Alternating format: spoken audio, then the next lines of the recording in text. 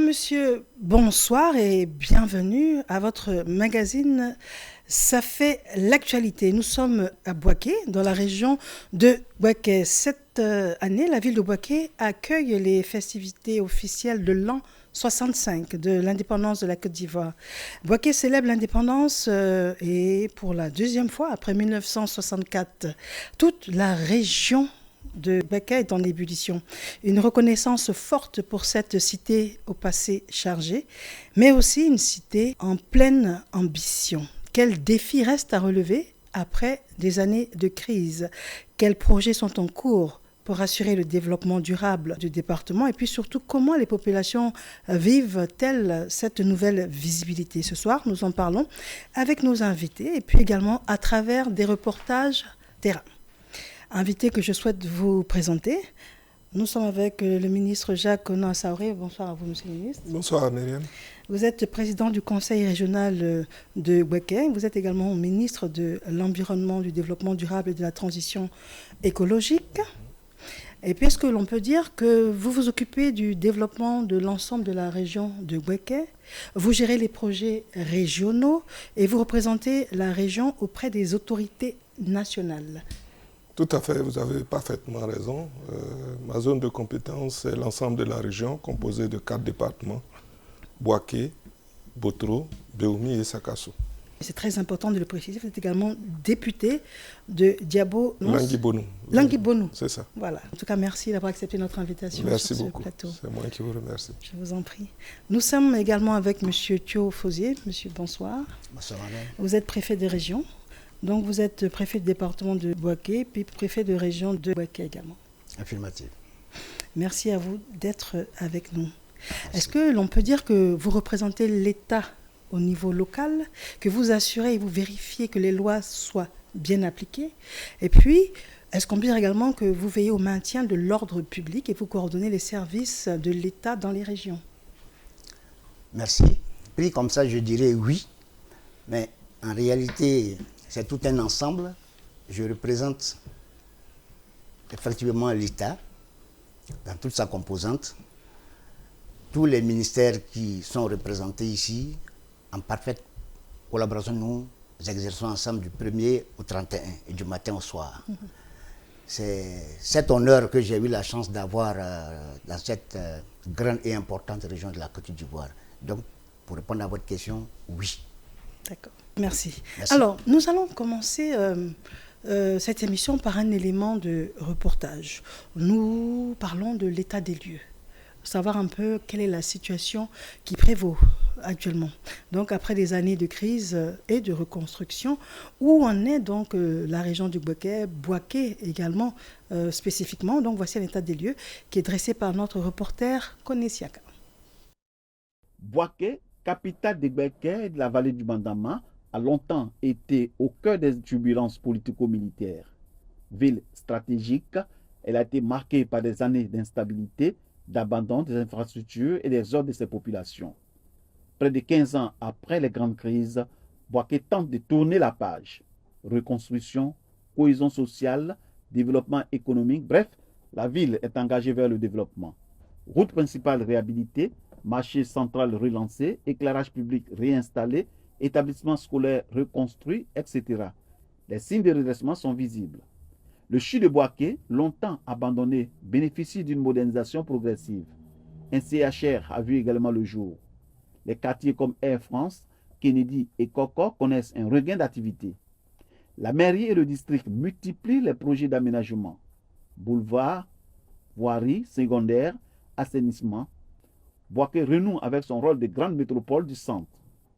Malgré les avancées, les séquelles de la crise restent profondes. Le chômage des jeunes, l'exode rural, la délinquance urbaine, la pauvreté dans certains quartiers et le manque de logements sociaux posent encore problème. Certains services publics manquent de personnel et d'équipement. Le tissu économique se reconstruit lentement, les attentes des populations restent fortes, notamment en matière de santé, d'eau potable et de sécurité. L'économie locale repart, agriculture, anacad, petit commerce, transport, artisanat. Boaké retrouve peu à peu son dynamisme.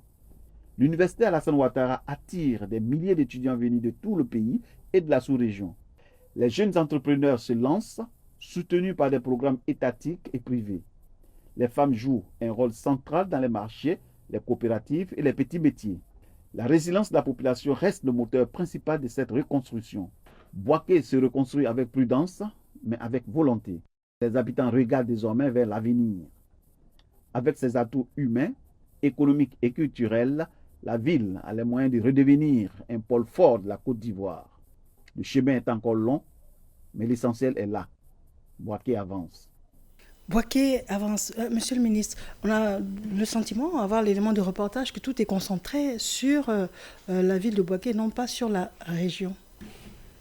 Peut-être que le reportage aurait pu ratisser large. Mais avant de répondre précisément à cette question, je voudrais dire qu'il y va de la vie des cités comme celle des hommes. Il y a des moments de crise et il y a des moments de regain de dynamisme. Et c'est le cas de Bouaké. On a connu une période de crise, mais aujourd'hui, ce passé douloureux est derrière nous. Le Béquet, dans son ensemble, je dis bien dans son ensemble, a amorcé une nouvelle dynamique. Toutes les régions. Un seul exemple, toutes les 4 capitales départementales, je veux dire tous les départements, ont leur rue bitumée, au moins 5 km de bitume. Que vous prenez Botro, Béoumi, Sakassou, Bouaké, toutes ces rues sont bitumées. C'est vrai que beaucoup reste à faire, comme l'a dit le reportage, mais nous sommes dans une bonne dynamique grâce au président de la République, son Excellence M. Alassane Ouattara. D'accord. Très bien. Alors, vous avez presque répondu à ma question. Donc, ça veut dire qu'effectivement, les efforts, il y en a beaucoup qui sont concentrés sur Bouaké, mais on sent bien qu'il y a une volonté de... Exactement. Il y a une volonté d'élargir. Si on prend quelques secteurs, le secteur de l'éducation, aujourd'hui, nous avons presque gommé tous les écarts, tous les déficits en termes d'infrastructures scolaires. Le taux de l'effrication aujourd'hui dans le Béquet, c'est 90%. Le système sanitaire a été remis à niveau grâce à l'action de l'État avec l'accompagnement du conseil régional. Donc le développement est homogène et on dit merci au chef de l'État pour ces actions-là. D'accord. Monsieur le préfet de région, alors dites-nous comment les populations perçoivent ces efforts. Et puis, on a peut-être un peu l'impression qu'à la veille des festivités, il y a une certaine... il y a quelque chose qui se passe, il y a une ébullition. Mais est-ce que toute cette dynamique a commencé depuis bien longtemps? Merci, madame. L'occasion pour moi est donnée de dire pourquoi pas merci à ce grand dirigeant de la République de ce pays, le président de la République, et tous les membres du gouvernement qui sont autour de lui. Il faut dire que, comme le ministre venait de le citer tout à l'heure, Bouaké a connu quand même, il y a quelques années de cela, des difficultés, mais aujourd'hui, pour une personne nouvelle à la ville qui arrive, ne pourra jamais le dire. Comme en son temps, j'ai eu la malchance ou la chance de voir le Rwanda, mais en regardant l'histoire du Rwanda, c'est pas pareil. Bouaké ressemble à cette histoire en matière d'évolution. Et ceci, grâce, je dirais, à la volonté très forte des dirigeants du pays. Donc, aujourd'hui, la population n'est pas, beaucoup peuvent être surpris, mais nous, je pense que bien les fils de ce pays et nous qui avons eu la chance de venir administrer la cité, après un moment, c'était dans nos pensées, nos souhaits, notre volonté. De vouloir un jour cette ville, pourquoi pas, redevenir, sinon dépasser ce qu'elle était il y a quelques années de cela. Donc la population en elle-même, je dirais que c'est vrai, le reportage, je l'ai vu. Oui, je suis d'accord pour la note, mais en réalité, il y a, pour tous ceux qui connaissent la cité, trouveront que peut-être la note est un peu chère pour la ville de Bouaké, pour la région de Bouaké, pour le développement qui est actuellement, à savoir toutes les difficultés qui ont été citées. C'est bien, en matière de note, je ne suis pas vraiment d'accord avec lui, mais en réalité, il y a une grande évolution et c'est l'occasion pour nous à tout instant de saluer le gouvernement dans toute sa composante et les fils du centre de ce pays pour ce qu'ils font et le regard qu'ils ont envers leurs jeunes. C'est pas parce que le ministre est assis en face de moi, il y a un programme que nous avions traité depuis un certain moment, peut-être qu'il verra le jour, tout ça, pour amener les jeunes à faire quelque chose, à s'occuper pendant au moins un certain nombre de moments. Mais pour l'instant, la dernière question posée, vous aviez dit tout à l'heure, est-ce que c'est maintenant, est-ce que c'est spontané, la réaction, on a l'impression qu'il y a une ébullition dans la vie, dans la population. Non. Pour ceux qui connaissent Bouaké, bien avant que le président ne nous fasse ce grand cadeau, à savoir qu'il fêtera les 65e anniversaire de ce pays avec nous, Bouaké déjà avait un élan. Je ne connais pas de week-end où vous n'avez pas la chance de croiser les cadres qui sont là. Ils sont toujours là, ils sont toujours présents, que ce soit le maire, la ville, que ce soit lui, je le cite parce que chaque fois qu'il est là, je sais qu'il est là. Bon, on a un point commun quelque part en arrière. D'accord. Le conseil régional, mais bien avant ça, on échangeait. Donc, ce n'est pas maintenant qu'il y a cette évolution.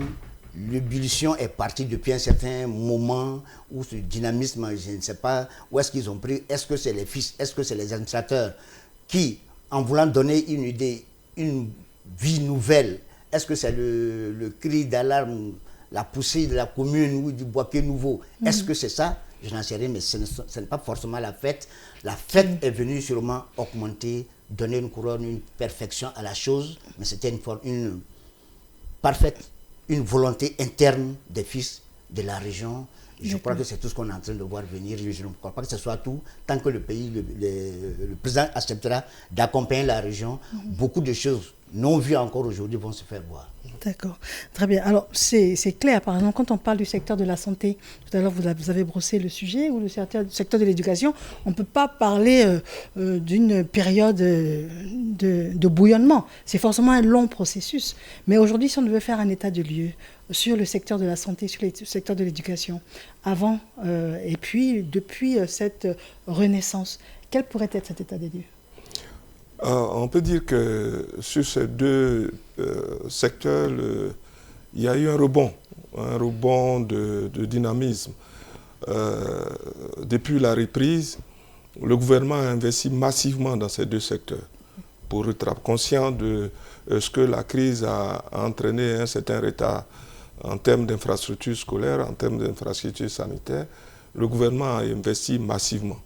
Le clou de ces investissements, c'est le CHR qu'on a inauguré à peine quelques mois. C'est une infrastructure sanitaire de haut rang avec des équipements qui font pâlir d'envie, des équipements de première classe et qui font de Bouaké une ville hospitalière, qui font de Bouaké une référence en matière d'infrastructures hospitalières, et c'est à saluer. Je voulais également indiquer que, je l'ai dit tout à l'heure, en termes d'électrification, nous sommes à un taux de couverture de 90%, peut-être même plus, en actualisant les statistiques. Au niveau scolaire, c'est pareil, nous sommes en train de gommer, ou le gouvernement est en train de gommer progressivement ce il est convenu d'appeler les écoles boutiques. Aujourd'hui, vous n'avez presque plus d'écoles boutiques. Donc, c'est des investissements qui font que Bouaké est en train de rattraper progressivement le retard accumulé pendant les années de crise. Et on voulait le saluer et dire merci au président de la République. D'accord. Alors, monsieur le préfet de région, le retour à la sécurité, c'est une réalité. Et puis, comment est-ce que la cohésion sociale a-t-elle été restaurée? Merci, madame. Le retour à la sécurité, c'est l'occasion pour moi de dire merci, de féliciter et encourager toutes les forces républicaines de ce pays qui ont la chance aujourd'hui d'être mutées, affectées dans la région du centre, Bouaké. Ils ont une conjugaison parfaite, je dirais une conjugaison laquelle permet à la population de dormir en toute quiétude. Donc l'occasion pour moi est donnée sur ce plateau d'adresser tous mes encouragements. Et sûrement si la hiérarchie nous écoute, vraiment qu'ils soient félicités. Et ceci joue un grand rôle dans la cohésion sociale de la population parce que être tranquille toute la nuit et se lever le matin, je pense qu'il n'y a rien de tel que de faire l'effort de trouver son pain soi-même pour terminer la journée. En quelques mots aussi simples, je crois que c'est à cela que la sécurité apporte un grand élément dans la vie de la population du centre. D'accord. Alors, mais dites-moi, est-ce que... Excusez-moi. Allez-y. Oui, est-ce que les populations qui ont été déplacées, est-ce qu'elles sont revenues dans la majorité? Aujourd'hui, c'est vous qui le posez comme question. Sinon, si vous rentrez dans la ville de Bouaké, je dirais que plus de populations sont revenues qu'il y en avait avant. C'est la question, c'est tout ce que je peux vous dire. D'accord, mais c'est clair. Nous avons la réponse clairement. Vous voulez ajouter quelque chose, monsieur le ministre? Je voulais dire féliciter les forces de défense et de sécurité pour le travail remarquable qui a été abattu dans le Gbeke. Aujourd'hui, dans le Gbeke, c'est une région sécurisée. Et c'est à l'actif des forces de défense et de sécurité. Je voulais le dire vraiment pour qu'on le sache. Deuxièmement, par rapport à la cohésion. Vous savez que la région de Gbeke, c'est des habitants pacifiques. Ce qui est arrivé, ça a été un accident de l'histoire. Et aujourd'hui, les populations elles-mêmes, sans entendre qu'il y ait un programme spécifique de réconciliation, ont appris à revivre ensemble. Oui. Parce que Gbeke, c'est la mosaïque. Et on a coutume de dire que la beauté d'un tapis provient de la variété de ses couleurs. Et c'est le cas de Gbeke. Donc les populations, depuis la nuit des temps, ont appris à vivre ensemble. Et ce qui est arrivé, c'est comme l'accident entre la langue et les dents. Mais immédiatement, ils apprennent à vivre ensemble. Donc le retour rapide à la cohésion est dû en grande partie à cela, sans que les populations attendent qu'on vienne leur montrer la voie pour pouvoir réapprendre à vivre ensemble. D'accord. Alors, quand on vous écoute parler, et puis nous, par rapport à ce qu'on sent, on sent bien que la cohésion sociale est là, mais on peut quand même se poser la question de savoir, est-ce qu'il n'y a quand même pas des stigmates visibles de cette période dite douloureuse? Bien sûr, on ne peut pas traverser cette crise sans qu'il y ait des stigmates. Mais l'essentiel, c'est que les populations ont conscience qu'il faut aller de l'avant. Il faut aller de l'avant, il faut oublier tout ce qui s'est passé et construire sur l'avenir. Et c'est ça qui est important. Et c'est ce qu'on ressent dans la plupart de la population. D'accord. Alors, le secteur privé a repris confiance également. Est-ce que ce secteur a bénéficié d'une politique spécifique? Et aujourd'hui, quel synthèse est-ce que l'on peut faire? Alors, les infrastructures de base que l'État réalise, pour qu'un investisseur vienne dans une région, il faut qu'elle ait un accès facile à la région. Aujourd'hui, nous avons l'autoroute qui arrive à Bouaké. En 3 heures, vous êtes à Bouaké. Nous avons les lignes aériennes, on a Air Côte d'Ivoire qui dessert Bouaké. Et donc, c'est déjà des premiers investissements que l'État fait. Ensuite, l'État a mis en place une zone industrielle ici à Bouaké pour permettre aux investisseurs de s'installer. Il y a des écoles qui se sont construites pour permettre aux enfants des investisseurs qui aspirent s'installer dans le Gbeke, à Bouaké notamment, de pouvoir s'installer. Donc il y a un ensemble, et le CHR, pour prendre en charge les besoins sanitaires de tous ces investisseurs. Donc c'est des investissements clés de cette nature que l'État fait pour permettre à des investisseurs de venir. Et c'est en train de payer. Parce que de plus en plus d'investisseurs viennent, cherchent à s'installer à Bouaké et dans les autres villes de la région. Et c'est ce qui est remarquable aujourd'hui. D'accord. Alors, le moment pour nous est arrivé de passer à l'étape suivante. Ça veut dire qu'on a bien compris le contexte, l'état des lieux. Et aujourd'hui, c'est une période de festivité, d'ébullition. Comment cela est vécu par les populations? Et puis, qu'est-ce qui est fait concrètement? On en discute ici avec nos invités. Mais juste avant, nous avons un élément de reportage qui est signé Davy Soyo. 61 ans après, la capitale de la région de Gbeke, Bouaké, accueille à nouveau les festivités de l'indépendance de la Côte d'Ivoire. Rue pavoisée, façade rafraîchie, voies et ruelles rénovées. À quelques jours de la célébration de l'an 65, la deuxième ville de Côte d'Ivoire offre un visage transformé. Un événement très attendu. Un grand changement. Parce que 1964, là, j'étais au CE1, j'ai défilé.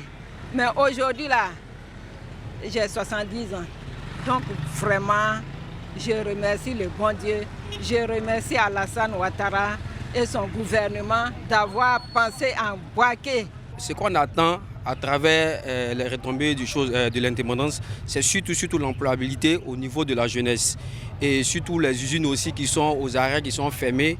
Ça aussi, on attend beaucoup de l'indépendance. Et puis, il faut dire aussi qu'au niveau aussi de l'incivisme, il faut vraiment une rééducation au niveau de Bouaké aussi. Cela nous fera beaucoup de plaisir. L'effervescence gagne de plus en plus la ville. Les artères principales s'animent, les drapeaux flottent au balcon et les vendeurs de gadgets aux couleurs nationales se frottent les mains. Les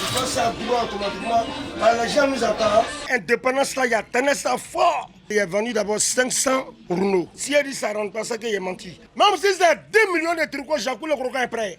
Restaurateurs et hôteliers ne sont pas en reste. L'affluence des visiteurs venus de toutes les régions de la Côte d'Ivoire booste également leurs activités. Le patron a approvisionné tout le restaurant pour la nourriture. On a les plats du jour pour accueillir la clientèle. On garantit à tous ceux qui seront à Bouaké de venir, ils seront satisfaits. Nous préparons bien l'accueil. Nous avons pris des mesures au niveau de l'hôtel concernant les chambres. Au niveau de la restauration, surtout est mise en place. Actuellement, nous n'avons plus de disponibilité au niveau de l'hôtel. Ce moment historique est aussi l'occasion pour autorités locales et cadres de la région d'inviter la population à faire preuve de civisme et à préserver l'image d'une ville hospitalière et propre. Je voudrais demander aux populations de Bouaké de se mobiliser, que chacun puisse se rendre propre devant sa cour pour mieux accueillir tous nos hôtes, célébrer son 5e anniversaire qui marque l'indépendance de la Côte d'Ivoire. Alors que Bouaké s'apprête à vibrer au rythme de la commémoration de l'indépendance de la Côte d'Ivoire, un mot d'ordre résonne sur toutes les lèvres. Faire de cette fête un symbole de fierté nationale et d'unité retrouvée. Voilà, de retour en studio, monsieur le préfet de région, monsieur Thiofossi, alors dites-nous, quelle est l'envergure du dispositif ou bien des travaux engagés justement pour cette période-là et puis dans quel secteur en ce qui vous concerne? Merci. Pour dire vrai, sur le plateau, il nous manque une personne qui pourrait mieux parler des travaux réalisés à l'intérieur de la ville. C'est le maire de la cité, le ministre, qui n'est pas parmi nous. Mais nous pensons que, moi personnellement, pour le constat vu, la mairie, avec ses équipes, ont joué un grand rôle dans l'embellissement de la cité à l'intérieur. Aussi simple, hein, c'est ce que je puisse dire, que l'État, après s'être engagé pour donner ce qui est là aujourd'hui, au niveau de la mairie, ils se sont mis jour et nuit, parce que ça je le sais, de nuit je roule, je sais ce qui se passe. Quand je regarde tout ceci, je pense que beaucoup a été fait. Les efforts les uns des autres, nous devrons aussi tirer chapeau à ceux qui se sont mis à cette tâche pour nous donner une cité aussi éclatante aujourd'hui. Après, parce qu'il y a des pays, des régions, je pense, je n'ai jamais dirigé une commune, mais je pense que certaines communes, même s'ils avaient les possibilités, les moyens qui sont mis ici à leur niveau, ce n'était pas évident. Il fallait des hommes à la tête. Et je pense que c'est cette chance-là que nous avions eue dans cette région, ce que je puisse dire concernant la question. Monsieur le ministre, quel est le niveau d'implication du Conseil régional? D'abord, avant de répondre à votre question, je voudrais vraiment dire merci au chef de l'État d'avoir choisi notre capitale régionale pour l'organisation de ces 65 ans de l'accession de notre pays à l'indépendance. C'est un honneur qui a été fait à notre région, mais en même temps, c'est un honneur qui nous engage. Et pour aller dans le sens du préfet, je voudrais saluer la municipalité de Bouaké, qui a pris à bas le corps l'organisation de cette fête et qui a mis les bouchées doubles pour que Bouaké soit prête à accueillir toute la Côte d'Ivoire, je dirais, et tous les étrangers que nous attendons. Oui. Alors, notre implication, il est à plusieurs niveaux, mais le niveau essentiel, c'est la mobilisation. Nous appuyons l'organisation qui a mis en place, qui travaille aujourd'hui, mais en même temps, notre rôle premier, c'est de faire en sorte que ce soit une fête populaire, que toutes les capitales, que tous les départements, soient concernés par cette fête. À ce titre, nous avons organisé plusieurs rencontres avec les jeunes de la région, avec les femmes, avec la chefferie, pour leur dire le caractère républicain de cette fête. Il ne s'agit pas d'une fête partisane, mais c'est une fête républicaine qui plus va voir l'arrivée dans notre région du chef de l'État, du premier des Ivoiriens. Donc il faut que tout le monde se mobilise. Donc ce rôle, nous le jouons à fond et nous allons le démontrer à l'arrivée du chef de l'État. Alors, donc on a bien compris qu'il y aura une forte implication des femmes, une forte implication des jeunes, et en ce qui concerne donc, pour conséquence, la création d'emplois locaux pour le contexte, et puis justement après cette période-là, est-ce que ce sera des emplois pérennes? Je pense que le reportage est assez parlant sur les retombées économiques d'une telle manifestation.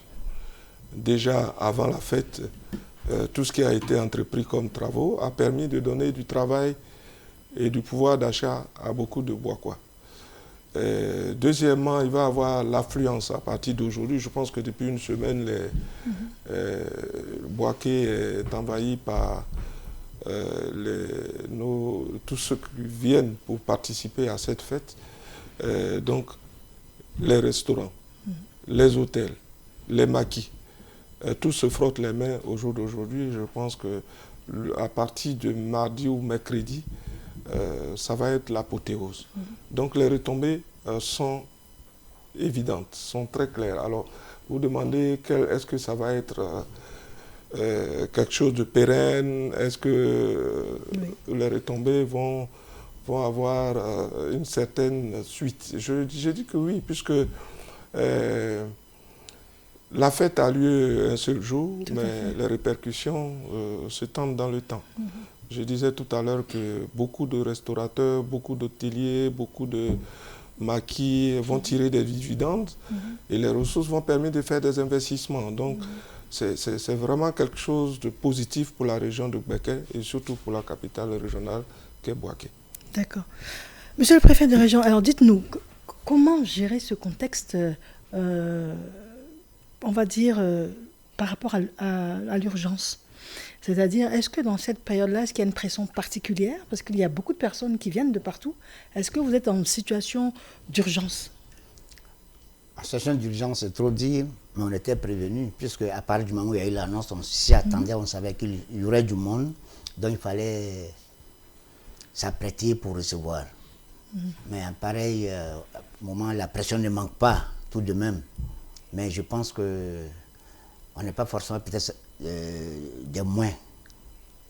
Nous sommes pour la plupart des avertis de ces grandes manifestations et je pense ceux qui viendront s'ajouter à nous pour nous accompagner à encadrer ce qui est là, je pense que Dieu voulant, nous serions tous à la hauteur de l'événement. Ça, je compte beaucoup sur les fils de la région pour ce que je dis. D'accord. Merci. Très bien. Alors, nous souhaitons faire un focus particulier sur l'anarcade. Et nous avons Koné Siaka, reporter, donc, parce qu'aujourd'hui on parle d'un espoir pour Bouaké et pour la région de Bouaké en ce qui concerne l'anarcade. Il nous propose un élément de reportage là-dessus et juste après, on vous demandera vos différents avis. Bienvenue à Bouaké, capitale de la région de Bouaké, où l'anarcade tient une place de plus en plus centrale dans l'économie locale et nationale. À la faveur de la célébration des 65 ans de l'indépendance de la Côte d'Ivoire à Bouaké, la part belle a été faite à l'anarcade par les autorités ivoiriennes. Le choix de notre filière à l'occasion du 65e anniversaire de l'indépendance de la Côte d'Ivoire, c'est un honneur, c'est une fierté pour nous. En même temps, c'est aussi une lourde responsabilité que le président de la République est en train de nous donner Pour dire, nous, acteurs, aux côtés du Conseil Cotonou Anacad, nous sommes engagés à relever un certain nombre de défis pour pouvoir renforcer davantage la performance de la filière qui est enregistrée jusqu'à cette date. Ici, au cœur de la Côte d'Ivoire, la filière Anacad est bien plus qu'une simple spéculation. Elle est une véritable source d'espoir, de revenus et de développement. Positionnement et un impact sur ce produit phare de l'économie ivoirienne. Bouaké, c'est une position stratégique au niveau de l'Anacad. En plus du fait qu'elle soit une zone de production, c'est aussi un port sec. Un port sec, ça permet de régler un peu le problème de congestion du port d'Abidjan. Vous voyez qu'au niveau de Bouaké, il y a pas mal d'entrepôts qui permettent d'entreposer nos produits, donc qui viennent du nord ou bien de l'est, et ça permet de faciliter, on va dire, les transactions au niveau des exportateurs comme les transformateurs. Donc à partir de Bouaké, en plus de la production, nous avons les entrepôts qui règlent aussi pas mal de problèmes au niveau de la filière. De la récolte manuelle dans les plantations jusqu'au conditionnement dans les unités de transformation, la filière mobilise des milliers d'acteurs, à savoir producteurs, coopératives, transformateurs, commerçants, etc. Tous contribuent à faire de Bouaké un carrefour stratégique dans le commerce des noix de cajou. L'Anacad est aujourd'hui le deuxième produit d'exportation de la Côte d'Ivoire après le cacao. La région de Bouaké joue un rôle de premier plan avec ses vastes superficies dédiées à la culture de l'anacadier. C'est dans ce contexte que s'inscrit la valorisation de la filière avec des événements comme le Salon de l'Anacad de Bouaké, des campagnes de sensibilisation sur la qualité et de transformation pour renforcer les capacités des acteurs locaux. Objectif, passer d'une exportation brute à une transformation locale plus rémunératrice et créatrice d'emplois. Les autorités régionales et nationales encouragent d'ailleurs cette dynamique. À travers le Conseil du coton et de l'Anacad, des initiatives sont mises en place pour améliorer la traçabilité, la qualité des noix et la transparence dans la commercialisation.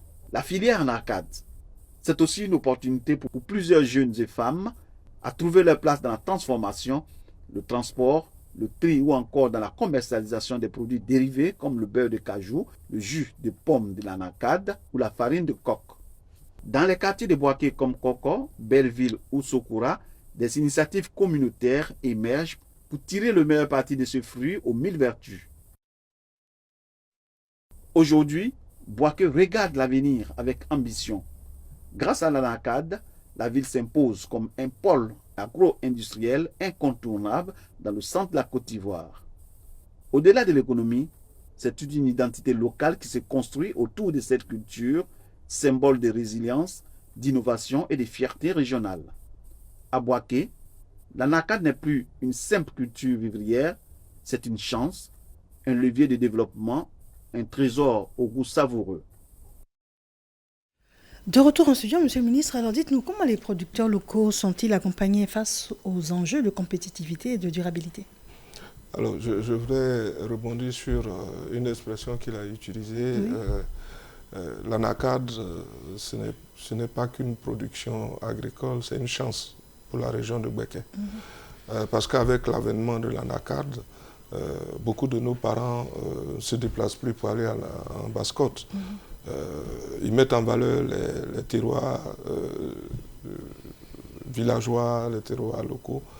Et ça permet à nos parents d'avoir des ressources pour subvenir à leurs besoins. Et ça, c'est une très bonne chose à mettre à l'actif du gouvernement et du chef de l'État. Je voulais le signaler.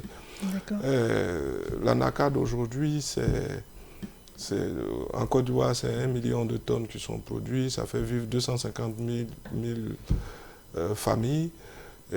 C'est une production extrêmement importante qui mérite d'être encouragée. Et le président le fait si bien à travers la fixation des prix annuels.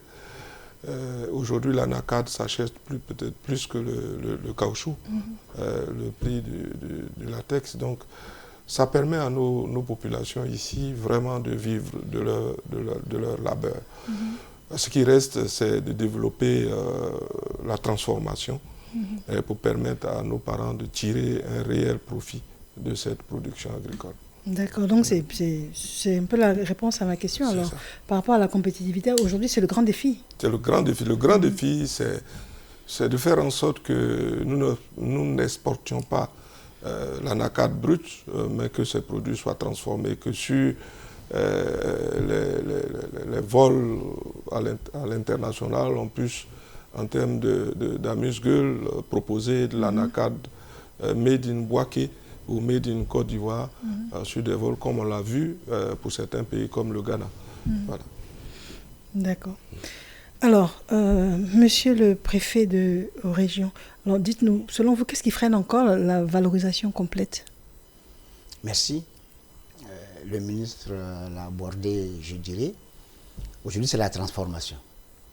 La transformation, aujourd'hui, freine beaucoup la valorisation de ce produit, je ne dirais pas du centre, mais plus de la moitié de la Côte d'Ivoire, la noix de cajou est produite.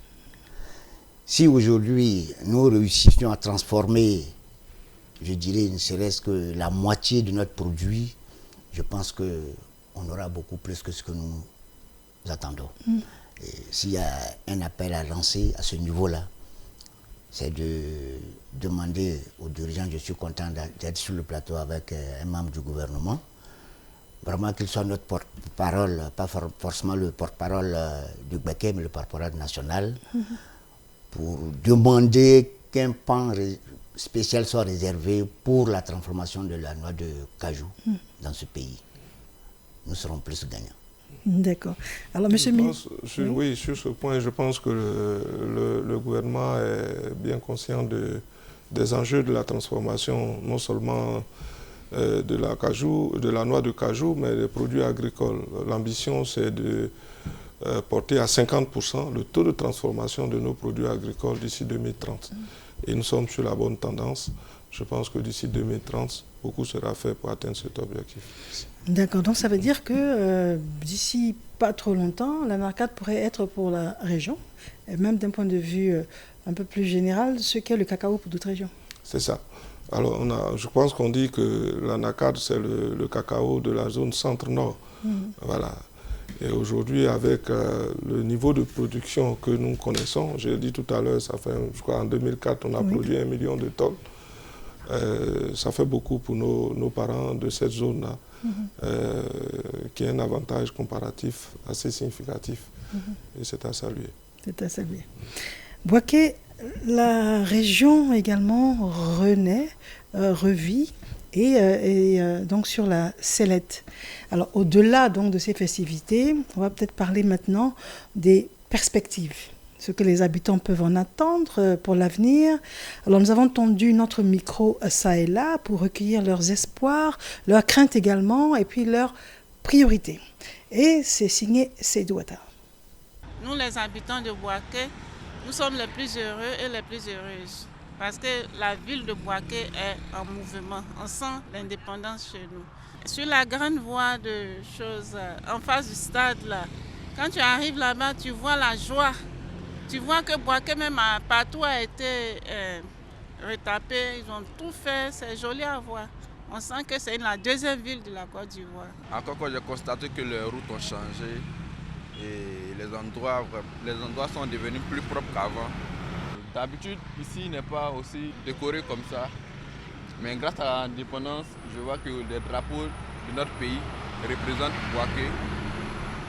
Une section vraiment bien. Franchement dit, je suis très content du changement de la vie de Bouaké. Par rapport aux autres années, Bouaké actuellement est en développement. Le nouveau visage de Bouaké, c'est très bon. Et surtout, on doit miser sur la connaissance. La propriété, ils ne connaissent pas. Ils aiment jeter les ordures gauche, droite. Non, non, non. Le stade principal qu'on a actuellement qui a été rénové normalement. Mais si on peut avoir d'autres encore, ça va nous faire plaisir. Moi, je préfère qu'on s'attale sur les usines. Plus d'usines, ça va apporter plus d'engouement encore dans la ville. Il faut qu'il y ait des usines à Bouaké qui donnent du travail à la jeunesse de Bouaké. J'ai vécu à Bouaké ici auparavant. Et aujourd'hui, je viens retrouver Bouaké dans un tel cadre. Vraiment, je ne saurais que me réjouir. Parce que vraiment, Bouaké en senti aujourd'hui. À des quartiers auparavant, quand on rentrait là-bas, quand on nous donnait des maisons à louer là-bas, vraiment, on avait du mal à partir. Aujourd'hui, vraiment, personne ne peut lever le moindre doigt pour dire non, je ne vais pas dans tel quartier. Compte tenu des travaux aujourd'hui, le bitumage, nous avons assez de bitume à Bouaké. Et vraiment, Bouaké donne l'envie de venir. Avant, Bouaké n'était pas trop bitumé dans ces temps-ci là. Vraiment, toutes les voies sont bitumées, bien tracées. En tout cas, la ville est très belle. La ville de Boaké a changé, vraiment, avec les réalisations, voilà. C'est bien fait, c'est ce qu'on voulait. Boaké avant, là, c'était avant. Boaké d'aujourd'hui, là, c'est ça on parle. Boaké est devenu Boaké aujourd'hui. Alors, monsieur le préfet de région, moi, de là où je suis, j'éprouve un sentiment de fierté. J'imagine le vôtre après cet élément de reportage. Je souhaiterais recevoir cette question le soir du 7. D'accord. Je pourrais exactement vous répondre avec précision, s'il vous plaît. D'accord. Donc ça veut dire que la pression est très présente. Pas forcément. Je suis rassuré quand je regarde les cadres autour de moi et j'écoute les annonces de l'État qui viendront, tout ça, qui seront tous là. Et c'est quelques coups de fil qui remontent. Je ne suis pas trop stressé. D'accord. Mais je reste quand même. D'accord. Vigilant. Merci. Très bien. Alors, vous restez vigilant et vous faites bien. Monsieur le ministre, quel est votre sentiment après cet élément? Bon, j'ai peut-être pas le même sentiment que le préfet qui, de par sa fonction, est très mesuré. Mais moi, j'éprouve en tant que politicien un sentiment de fierté. Fierté de voir ces témoignages, fierté de voir la population reconnaître le travail fait par la municipalité. Et ça, je voudrais le saluer à nouveau et dire merci au maire et à son équipe. Sur les perspectives, je pense que le reportage abordait la question des perspectives. Quand je faisais campagne pour les régionales, oui. L'un des principaux problèmes que les populations m'ont posé, en dehors des infrastructures de base, c'est l'emploi. C'est la question d'emploi. Boaké et le Béké dans l'ensemble, c'est une région commerçante. Alors, le commerce, c'est vrai, ça absorbe le chômage, mais pas comme s'il y avait des industries. Boaké a été une grande ville industrielle. Il y avait Fibaco, il y avait Fibaco et Gonfreville, pour ne citer que ces deux, Citab. Vraiment, c'était des entreprises qui absorbaient les populations, les jeunes, et qui offraient de l'emploi. Malheureusement, ici, on peut parler des stigmates de la crise, c'est à ce niveau. Parce que ça a entraîné la délocalisation de toutes ces entreprises qui, je pense, s'organisent pour pouvoir revenir à Boaké. C'est pour ça que dans le documentaire, il parlait de le reportage d'usines également. C'est ça. Donc il faut que ces investisseurs qui, avec quelques appréhensions sur la sécurité, on l'a dit, la sécurité est maîtrisée sur toute l'étendue du territoire, encore plus ici à Boaké. Ces questions de sécurité étant réglées, ces questions d'accès et d'infrastructure étant réglées, rien ne se pose comme obstacle à ce que les entreprises reviennent dans la région de Béké pour faire du profit. D'accord, il nous reste quelques minutes. À ce stade de nos échanges, nous aimerions parler de cette fête en tant que telle. Alors, cette fête d'indépendance pour les 65 ans. Alors, quels seront les temps forts prévus dans le programme officiel? Alors, je pense que la fête de l'indépendance, le clou de la fête, c'est le défilé. C'est le défilé militaire qui aura lieu le 7. Mais avant le 7, il y a l'arrivée du chef de l'État et des autorités. Voilà, le 6. Et puis d'autres qui viendront le jour même de la fête. Mais ce que je voulais, alors, ces deux temps forts, il faut que la population de la région les marque. D'abord l'arrivée du chef de l'État. La veille de la fête, il faut que ce soit une fête populaire. Et c'est à cela que nous sommes attelés pour sensibiliser les populations. Le président nous offre ce cadeau, qui est le 65e anniversaire de l'indépendance chez nous, à Boaké. Il faudrait qu'on sache le reconnaître et sortir pour lui témoigner notre reconnaissance.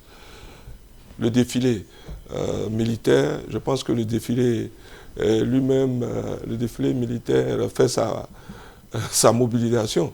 Parce que les Ivoiriens voudront voir les militaires défiler, les populations défiler, et ça, mais j'insiste sur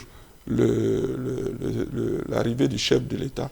Il faut que la mobilisation soit à la hauteur de l'honneur que le chef de l'État nous fait. D'accord.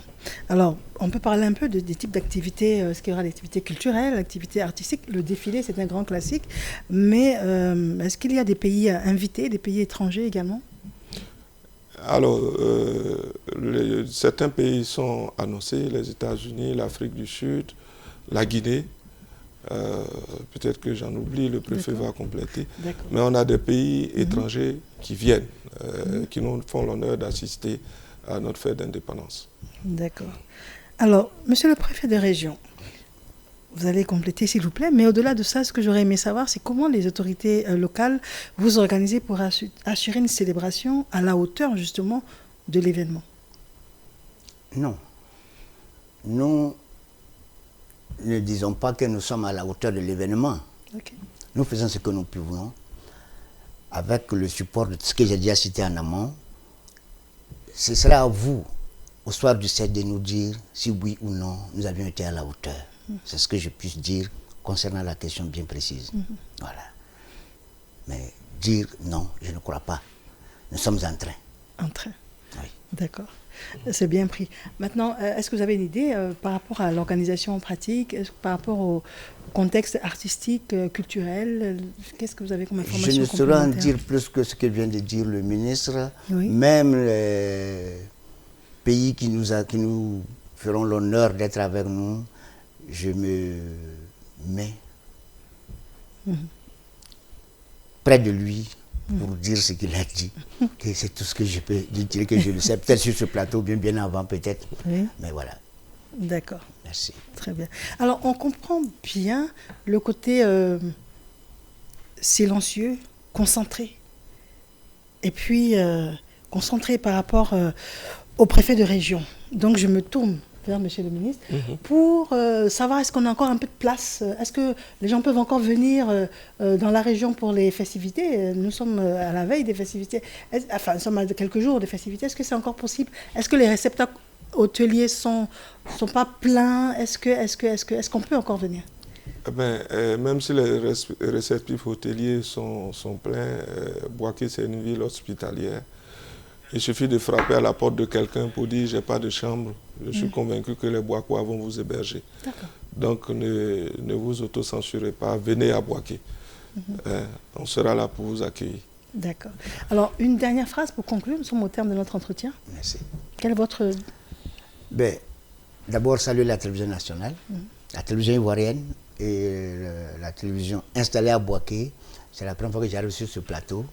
Mais en off, on va allons dire un certain nombre de choses. Merci pour l'occasion que vous nous aviez donnée, permis de venir échanger et donner un peu, peut-être ce que vous voulez savoir de cette organisation venant de nous.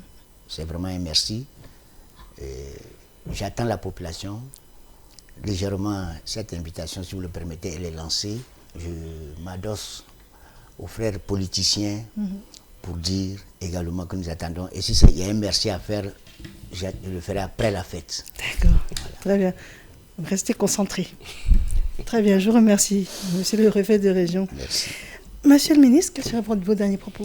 Alors, mes derniers propos sont des mots de remerciement à nouveau au chef de l'État d'avoir choisi le Béquet et Bouaké pour célébrer ces 65 ans de notre accession à l'indépendance.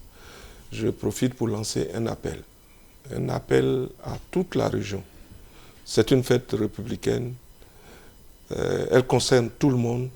Je souhaite une forte mobilisation de la région pour accueillir le chef de l'État et ses invités qui seront à Bouaké le 6 et le 7. Donc personne ne doit rester à la maison. Tout le monde doit être sur le chemin de l'aéroport pour accueillir le chef de l'État et le conduire jusqu'à sa résidence. Merci à vous d'avoir bien voulu répondre à nos différentes questions. Nous étions donc avec M. Thio Fouzier, préfet de région, préfet du département de Bouaké, puis préfet de la région de Bouaké. Nous étions également avec Monsieur le ministre Jacques Konan-Assaoré, président du Conseil régional du Bouaké et ministre de l'Environnement, du Développement durable et de la Transition écologique. Au terme de cette émission, infiniment merci de nous avoir suivis. Bouaké, ville symbolique, ville résiliente, accueille l'an 65 de l'indépendance. Elle renoue avec sa vocation de capitale régionale dynamique. Ça fait l'actualité, c'est le point final. Bonne fête d'indépendance à tous. Merci depuis les studios de Bouaké. Bonsoir.